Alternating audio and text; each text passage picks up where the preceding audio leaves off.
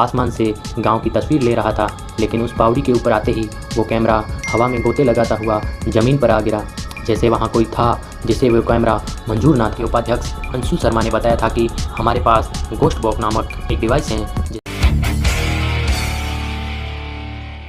राजस्थान का एक ऐसा गांव जिसके सहित एक ही रात में हंसते खेलते 84 गांव अपना घर, मकान, ज़मीन, खेती सब कुछ छोड़कर चले गए, और उसके बाद आज भी लोग उस जगह पर रहना तो दूर, उस ज़मीन पर पैर रखने से भी घबराते हैं। लेकिन सवाल यह है कि आखिर क्यों पूरा गांव एक साथ रातों रात खाली हो गया? इसके पीछे का राज क्या है? क्या यहाँ कोई भूत प्रेत आत्माओं ने अपना डेरा डाल दिया था, या किसी क्रूर राजा या दीवान का डर, या कोई प्राकृतिक आपदा? आज हम आपको बताएंगे इसकी पूरी सच्चाई। तो हेलो दोस्तों, कैसे हो आप सब? वीडियो में आगे बढ़ने से पहले जल्दी से हमारे चैनल मंगल टॉकिन को सब्सक्राइब कर दीजिए और साथ ही बेल आइकन को ऑल पर सेट कर दीजिए, ताकि आने वाली अगली वीडियो आप तक सबसे पहले पहुंच पाए।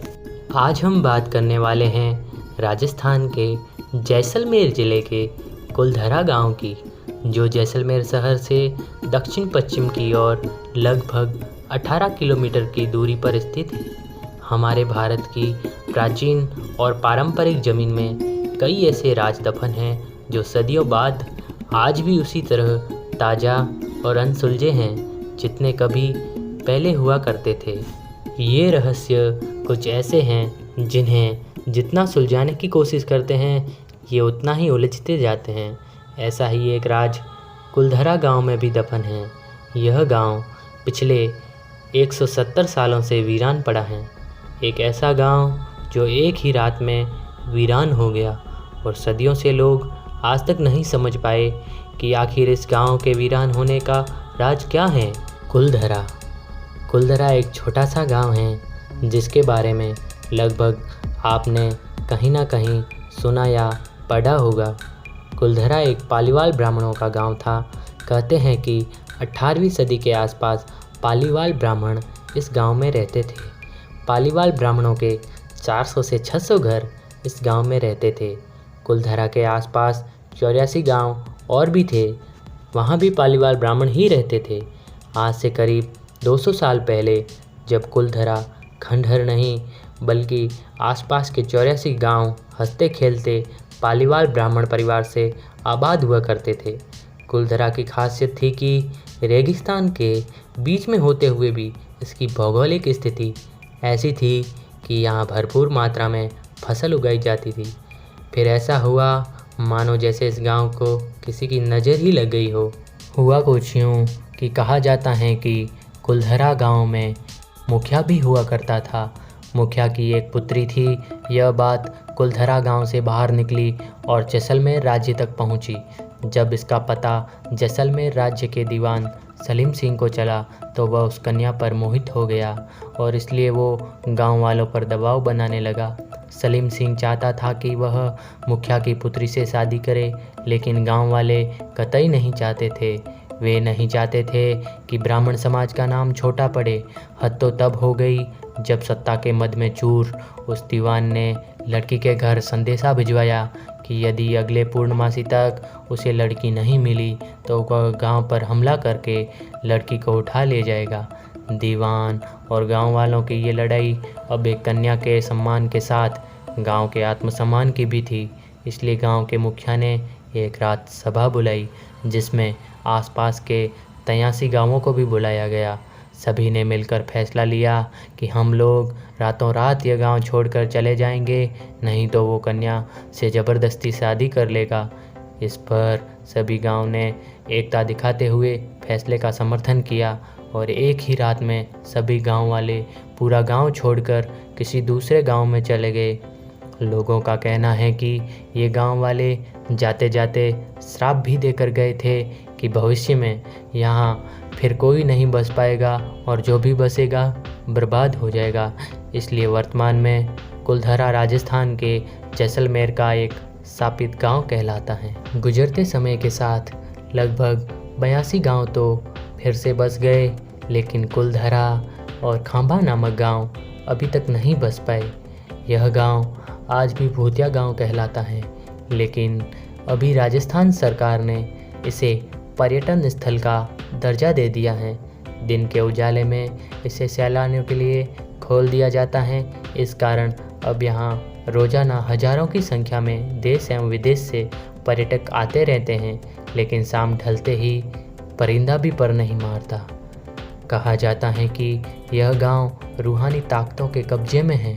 टूरिस्ट प्लेस में बदल चुके कुलधरा गांव आने वाले पर्यटकों के मुताबिक यहाँ पालीवाल ब्राह्मणों की आहट आज भी सुनाई देती है। उन्हें वहाँ हर पल ऐसा अनुभव होता है कि कोई आसपास चल रहा है। बाजार के चहल पहल की आवाज़ें आती हैं, महिलाओं के बात करने की, उनकी चूड़ियों और पायलों की आवाज़ हमेशा आती रहती हैं। प्रशासन ने इस गांव की सरहद पर एक फाटक बनवा दिया है, जिसके पार दिन में तो सैलानी घूमने आते रहते हैं, लेकिन रात में इस फाटक को पार करने की कोई हिम्मत नहीं करता। कुलधरा गांव में एक मंदिर है जो आज भी श्राप से मुक्त है। एक बावड़ी भी है जो उस दौर में पीने के पानी का जरिया था। एक खामोश गलियारे में उतरती कुछ सीढ़ियाँ भी हैं। कहते हैं शाम ढलने के बाद अक्सर यहाँ कुछ आवाज़ें सुनाई देती हैं। लोग मानते हैं कि वो आवाज़ 18वीं सदी का वो दर्द हैं जिनसे पालीवाल ब्राह्मण गुजरे थे। दिन में सब कुछ इतिहास की कहानी जैसा लगता है, लेकिन शाम ढलते ही कुलधरा के दरवाजे बंद हो जाते हैं और दिखाई देता है रूहानी ताकतों का एक रहस्यमय संसार। लोग कहते हैं कि रात के वक्त यहाँ जो भी आया वो हादसे का शिकार हो गया।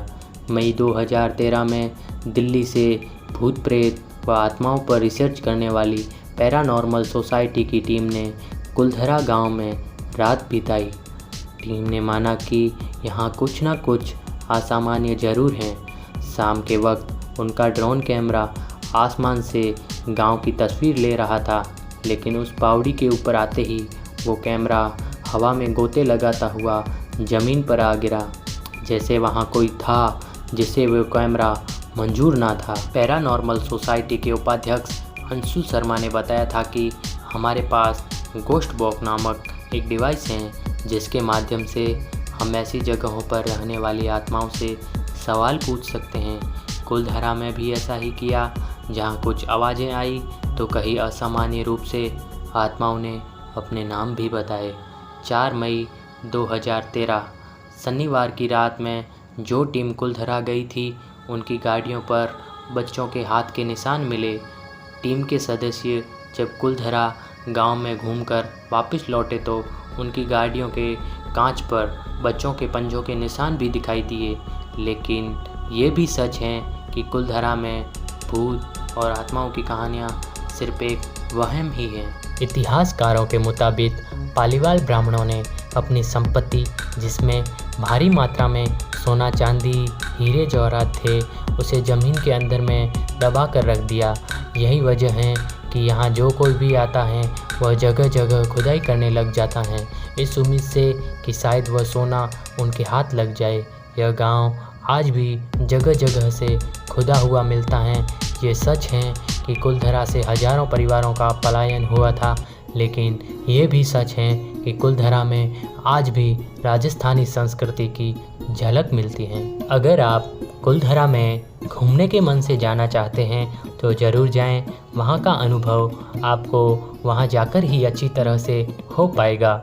वहाँ आपको राजस्थान की प्राचीन सभ्यता और मंदिर देखने को मिलेंगे, जिसमें मुख्य रूप से भगवान विष्णु महिषासुरमर्दिनी का मंदिर है। साथ ही भगवान गणेश और प्राचीन लोक देवी देवताओं की मूर्तियां भी देखने को मिलती हैं।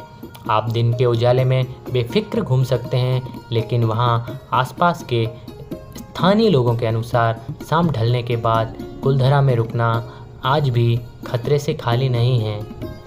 तो चलिए दोस्तों, आज के लिए इतना ही। अगर यहाँ तक वीडियो देखा है तो ज़रूर आपको अच्छा लगा होगा, तो वीडियो को लाइक करें, चैनल को सब्सक्राइब करें, साथ ही बेल आइकन को ऑल पर सेट कर दें। वीडियो को शेयर करें और आपका कोई सुझाव या सवाल हो तो कमेंट बॉक्स में ज़रूर लिखिए। वीडियो देखने के लिए धन्यवाद। घर में सुरक्षित रहिए, मास्क ज़रूर पहनें। Thank you so much.